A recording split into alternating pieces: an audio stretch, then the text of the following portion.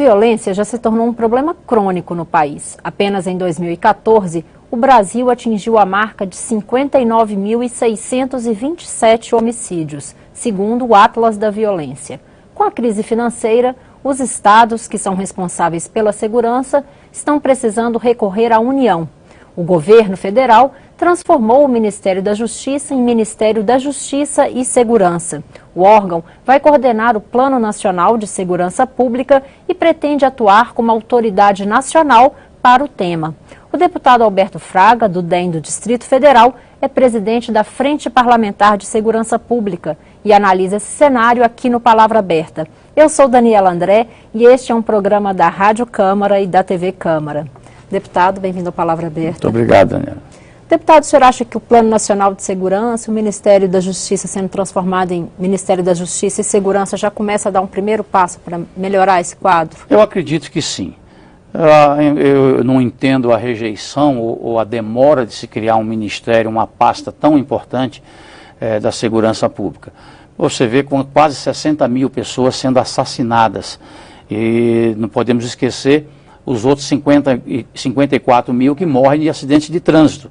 Isso é segurança pública também, né? Então eu acho que o presidente Michel Temer acertou quando criou a pasta, acrescentou no Ministério da Justiça a segurança pública, e eu não tenho dúvida que o assunto de segurança pública é o que vai predominar no Ministério da Justiça.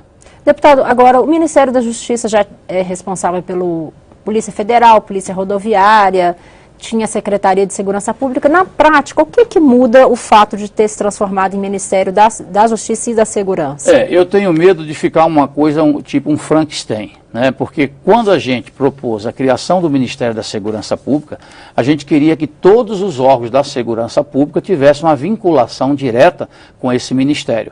Por isso que a Polícia Federal, a Polícia Rodoviária Federal, as polícias civis e militares teriam que estar no mesmo contexto. Porque hoje qual é o grande problema? Tem estados que atuam de uma forma diferente, por exemplo, um estado do Nordeste não atua na mesma forma, com o mesmo ordenamento jurídico de um estado como o Rio Grande do Sul, por exemplo. Você vê Santa Catarina faz termos, a Polícia Militar faz os termos circunstanciados, que são aquelas ocorrências de pequeno potencial ofensivo.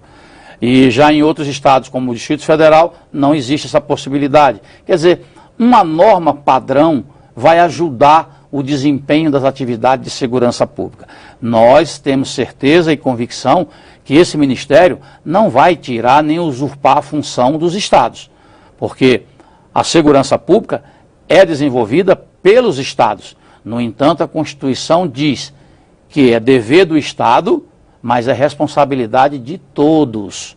A União não pode se deixar de atuar no campo da segurança pública. Eu te dou um exemplo rápido. Por exemplo, se fala muito no sistema prisional.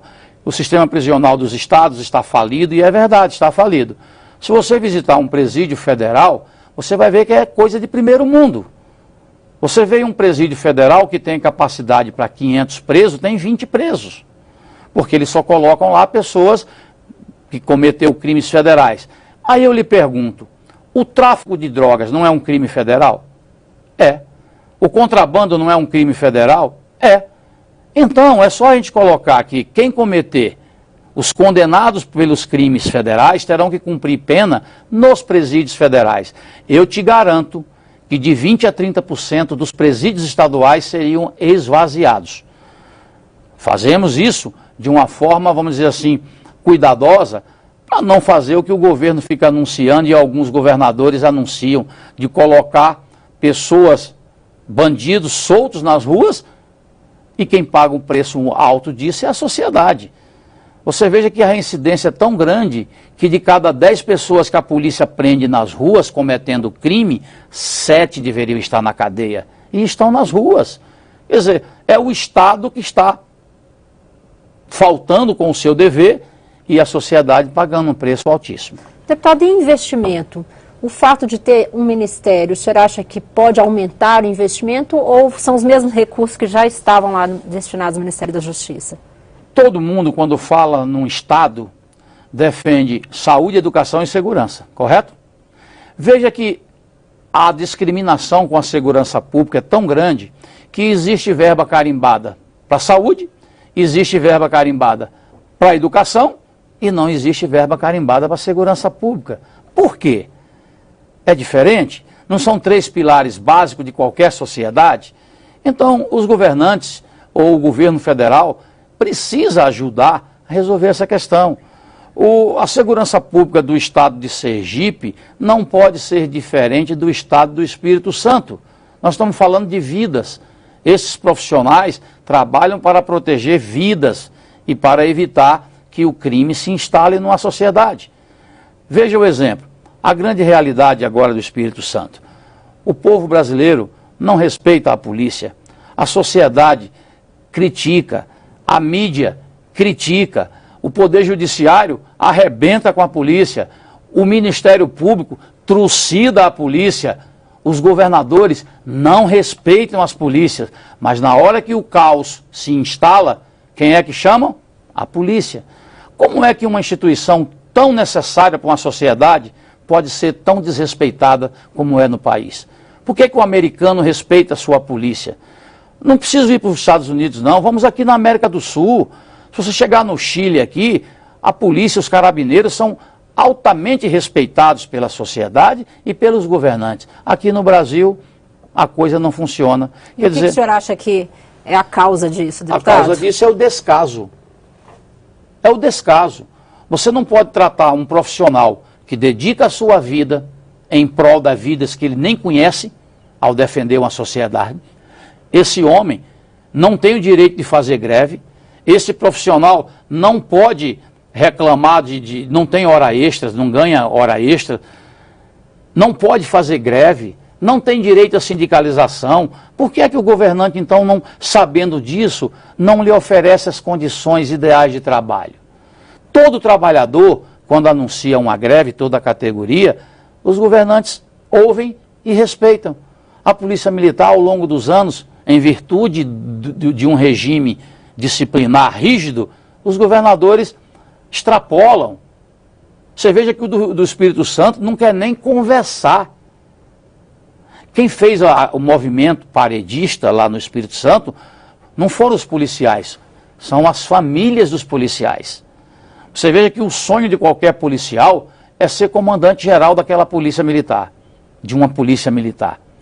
Ontem nós tivemos um coronel da Polícia Militar do Espírito Santo, ele assumiu o comando geral e em menos de 2 horas ele renunciou ao cargo, devido ao alto grau de insatisfação da sua tropa. Ele sabia que se o homem não está motivado, se o material humano não estiver motivado, a coisa não funciona. Então eu acho que os governadores precisam aprender a respeitar as polícias militares. Se não, Daniela, o que vai acontecer? Rio de Janeiro já está anunciando um movimento, no dia 10. Isso pode irradiar para o resto do país. E não adianta falar em força nacional, não. Porque lá no Espírito Santo, por exemplo, são 2.000 homens que cuidam da segurança. Você acha que 200 homens da Força Nacional vai resolver o problema? Claro que não. E vai botar o Exército para tomar conta da segurança pública? O Exército não foi treinado para fazer segurança pública. Quem faz segurança pública são os policiais militares, que estão nas ruas, no dia a dia, enfrentando a marginalidade. Deputado, o senhor acha que é necessário, então, uma mudança mais profunda nessa relação do Estado com os profissionais, na estrutura mesmo da segurança? Total, total. Os governadores têm que entender que não é porque aquele profissional não pode fazer greve que eu vou tripudiar. Né? Não pode ser assim, porque aquele operador da segurança pública, ele salva vidas humanas. Deputado, agora como conciliar essa necessidade com um momento de crise financeira pelo qual os estados muitos estão passando e quebrados, e mesmo o novo regime fiscal que o governo federal instituiu? É uma situação difícil, realmente é. E eu acho que se tivesse um diálogo, a categoria talvez até entendesse. Mas o que é que passa na cabeça daquele policial? O Espírito Santo, há 7 anos que não tem aumento salarial. Há 7 anos. Aí você vê o seguinte, aí sai uma notícia dizendo que um policial militar no estado do Tocantins vai ganhar R$ 7.500.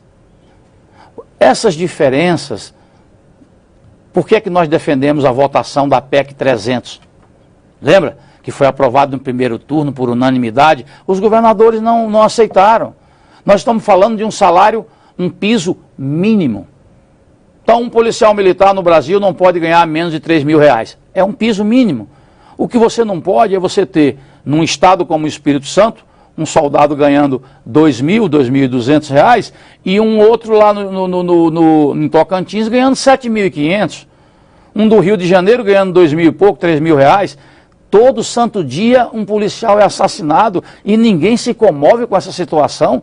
É uma coisa que eu não consigo compreender isso. E nós temos aqui grupos de parlamentares que defendem essa valorização. Aprovamos uma lei tornando crime hediondo para quem mata policial e a família, porque também às vezes é perseguida, né? Mas nada disso sensibiliza os governantes ou os próprios marginais, que continuam matando. Qual é o país do mundo?